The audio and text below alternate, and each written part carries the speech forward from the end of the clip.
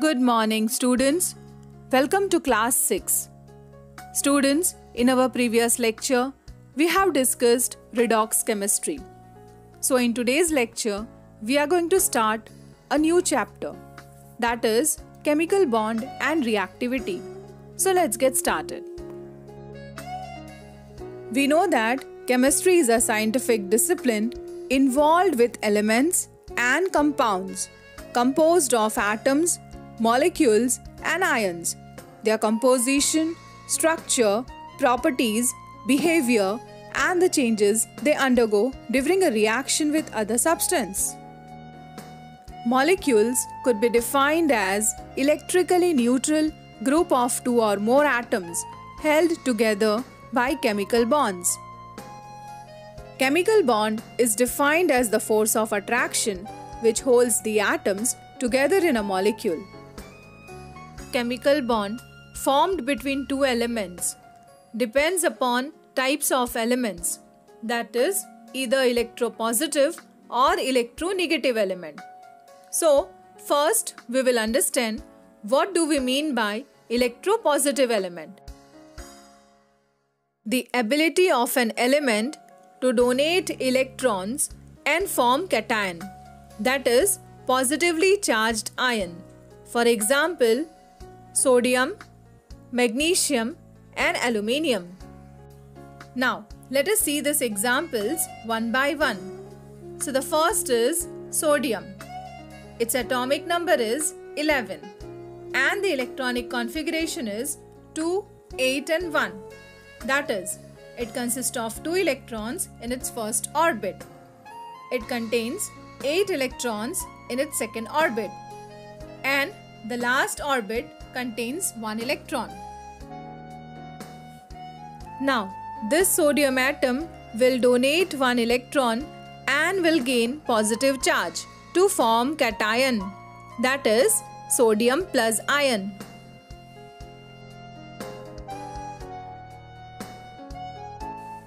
Next is magnesium. That is, its atomic number is 12 and its electronic configuration is 2, 8 and 2.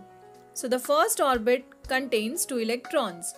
Second orbit contains 8 electrons and the outer orbit contains 2 electrons. So magnesium will donate these 2 electrons and shall gain positive charge. That becomes Mg2 plus ion. Next is aluminium. Its atomic number is 13 and electronic configuration is 2, 8 and 3. That is, the first orbit contains 2 electrons, second orbit contains 8 electrons and the last orbit contains 3 electrons. That is, aluminium will donate these 3 electrons to gain positive charge, that is Al3 plus ion. Then next is electronegative element. The ability of an element to accept electron and to form an ion, that is negatively charged ion. For example, fluorine, oxygen and nitrogen are electronegative elements. Let us see this example one by one. So first is fluorine. Atomic number is 9. Electronic configuration is 2 and 7. So we can say that there are 2 electrons in the first orbit and there are 7 electrons in the second orbit. So in order to complete the octet, it requires 1 electron.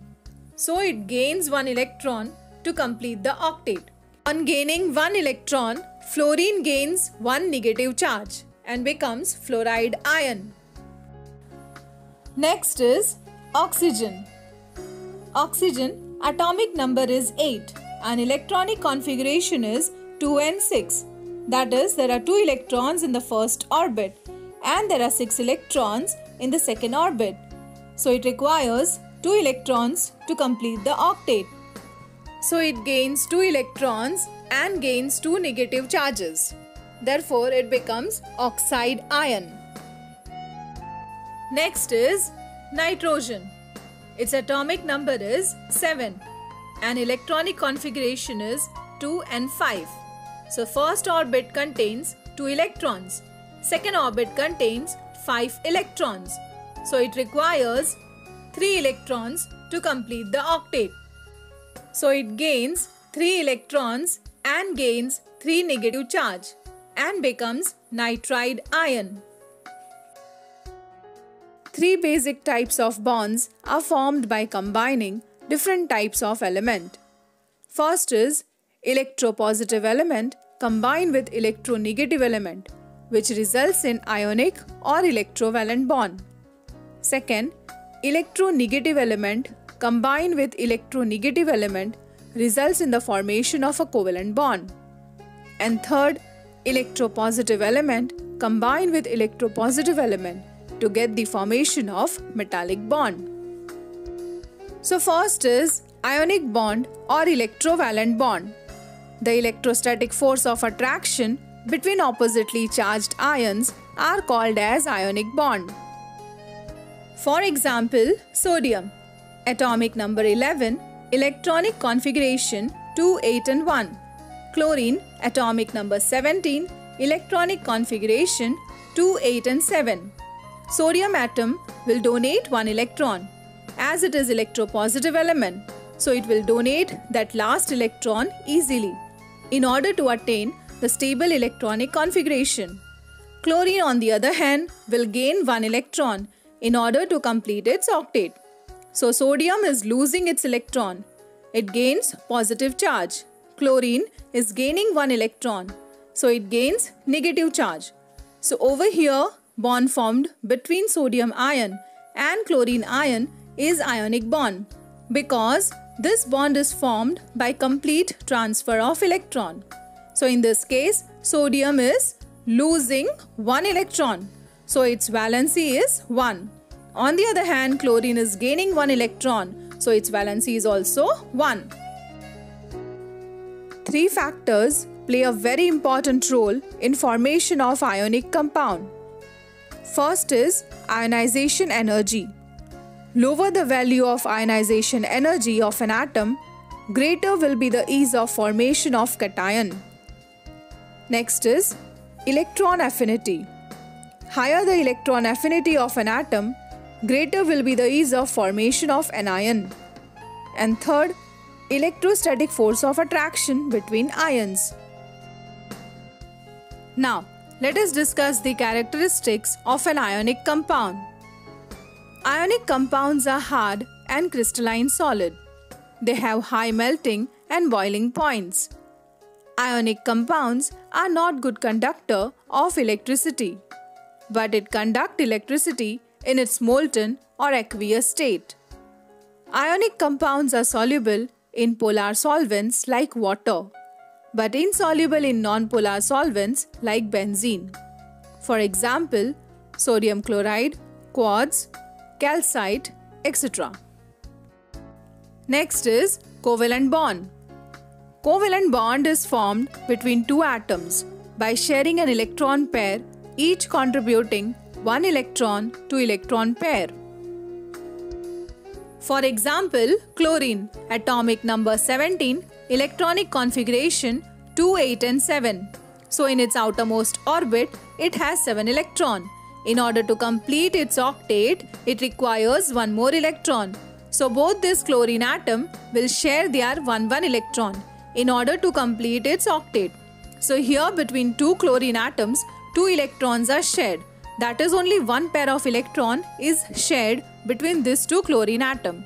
If 1 pair of electron is shared, so there is only 1 single bond between these 2 chlorine atom. Consider the characteristics of covalent compound. They are usually liquid or gases.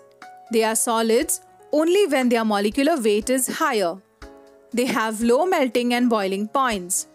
They are soluble in non-polar solvents like benzene, carbon tetrachloride, etc., but insoluble in polar solvents like water. They are non-conductors of electricity. Next is coordinate covalent bond. When both the electrons used for sharing between 2 atoms are contributed by single atom, The bond formed is known as coordinate covalent bond or dative bond. It may form when combining atom has lone pair of electrons and should have completed its octet. Its properties are same as that of covalent compounds. Consider the reaction when ammonia reacts with HCl. Over here, first cleavage of hydrogen and chlorine bond takes place. Since chlorine is more electronegative atom, so it takes away electrons from hydrogen. So it takes both shared pair of electrons towards itself. Hydrogen is without electron. When this hydrogen forms bond with nitrogen, nitrogen is having lone pair of electron and hydrogen is having vacant orbital with absolutely no electron. So nitrogen will donate this lone pair of electron to hydrogen and it forms coordinate covalent bond.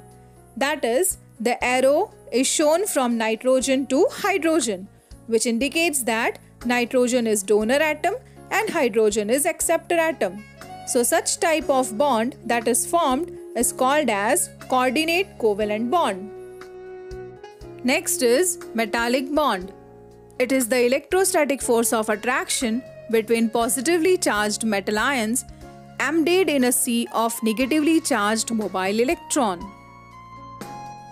So students, in our today's lecture, we have started with chemical bond and reactivity. We have discussed the definition of the term chemical bond, types of chemical bond, electropositive element, electronegative element with suitable examples. We have also discussed the terms ionic bonds, covalent bonds, characteristic features of ionic compounds, characteristic features of covalent compounds, followed by coordinate covalent bond, that is dative bond, and metallic bonds.